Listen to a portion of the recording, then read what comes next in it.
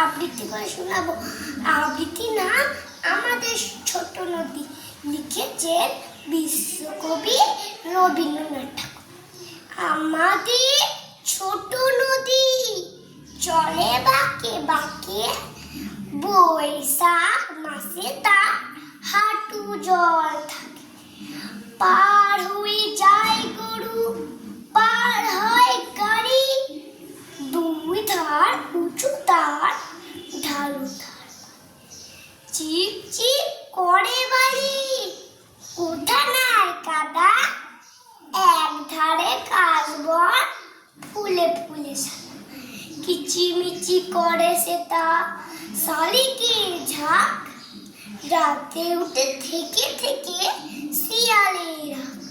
তীরে তীরে ছেলে মেয়ে নাইবার কালে, গামছায় জল ভরে গায়ে তারা।